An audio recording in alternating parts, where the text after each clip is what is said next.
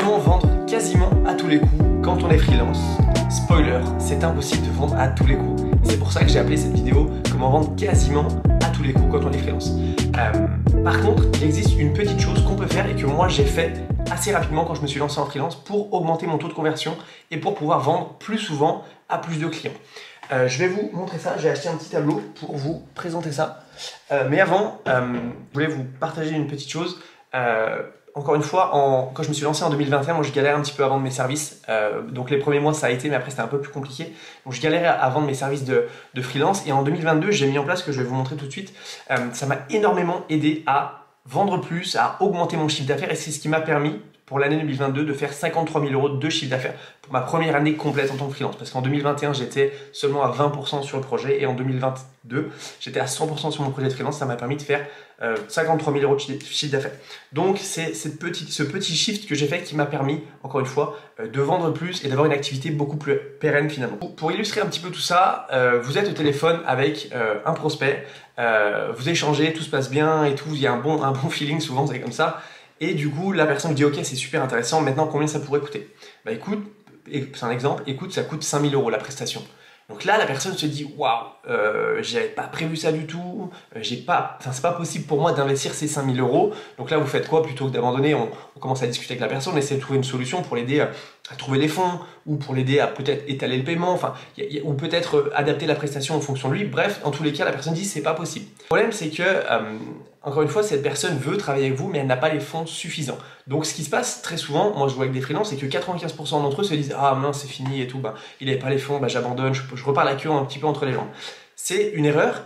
Et il y a aussi les 5% de freelance qui vont utiliser ce que j'appelle un value ladder de prestation. C'est un concept qui a été inventé par l'entrepreneur américain Russell Brunson.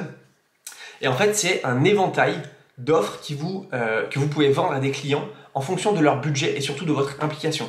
C'est-à-dire que si une personne a 5 000 € de budget, et bien là vous allez avoir une implication totale dans le projet. Vous allez tout faire de A à Z. C'est un projet clé en main. Par contre, si la personne n'a que 1 000 € à investir, et bien là peut-être que ça peut être un projet done with you. Donc je le fais avec toi. Je le fais pas tout seul, on le fait ensemble. Ou peut-être un projet où je te montre comment le faire. Un projet do it yourself. Donc il y a done for you, le plus onéreux pour le client, done with you, on le fait ensemble, donc là c'est un peu moins onéreux et j'ai moins d'implication, ou do it yourself, tu le fais toi-même.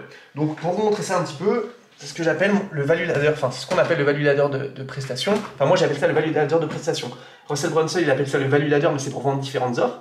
Donc en fait on voit un petit peu que là on voit le prix, donc là ça fait une jauge comme ça, le prix et votre implication. Donc là moi au début, quand je voulais vendre des services assez chers comme ça, souvent on disait j'ai pas les moyens. Et donc je repartais un petit peu tout seul, la queue entre les jambes comme je dis. Donc ce qu'on peut faire, c'est se dire ok, ce que je peux te proposer, une prestation moins chère, mais forcément mon implication sera moindre. C'est-à-dire qu'il y a toujours moyen de vendre quelque chose à un prospect ou à un client.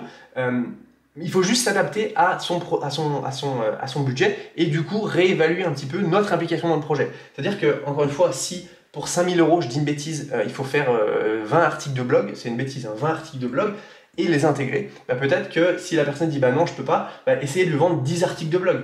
10 articles de blog avec l'intégration. Ah je peux toujours pas. Écoute, pour 1 000 €, ce qu'on peut faire c'est que je peux te proposer 3 heures de coaching pour te montrer comment toi réaliser ces articles de blog.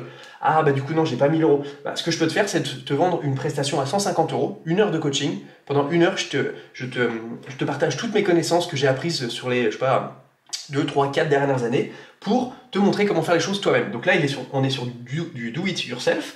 Là, on peut être par exemple sur du done with you, on peut le faire ensemble. Et là, la plus chère, on est sur le done for you. Là, c'est un service qui est clé en main. Donc en fait, ce qui est intéressant, c'est qu'encore une fois, on peut s'adapter au budget du client et aussi, en fonction de ça, jauger de notre application. Plus c'est cher, plus on est impliqué, moins c'est cher, moins on est impliqué. Donc en fait, ce value ladder de prestation, ce qui est intéressant, c'est que ça permet de vendre, encore une fois, toujours quelque chose à un client en fonction de son budget. Ce qui est intéressant aussi, c'est que si on commence par l'offre à 150 €, moi ça m'est arrivé récemment, j'ai vendu un workshop LinkedIn à un client, donc on travaillait sur des demi-journées ensemble, c'était 500 € la demi-journée. Donc tous les trois, on travaillait sur le workshop, et en fait ce qui s'est passé, c'est que mon client, on en a fait 5, ce qui s'est passé, c'est que mon client m'a dit j'ai pas le temps de mettre en place tout ce qu'on a fait ensemble, c'est super intéressant, mais j'ai pas le temps. Je lui ai dit écoute, plutôt que de partir sur une offre done with you, ce que je peux faire, c'est te proposer une offre done for you. Et en fait, plutôt que ce soit toi qui crée tes posts LinkedIn, qui crée ta stratégie LinkedIn et tout ça, bah, je peux m'en occuper moi pour toi. Donc, on passe sur une offre done for you.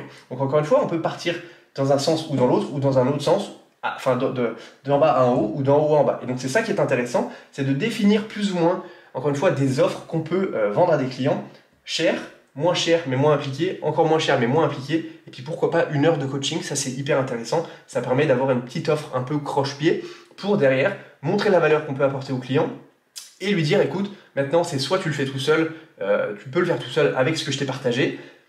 Très souvent les gens se disent oui ok je peux le faire moi-même mais ils n'ont pas le temps et derrière bah, ils vont aller voir qui, bah, ils vont aller vous voir vous parce que encore une fois vous leur avez donné assez d'informations, assez de valeur dans cette heure de coaching pour derrière comment on pourrait dire, upsell un petit peu sur une autre prestation un petit peu plus chère.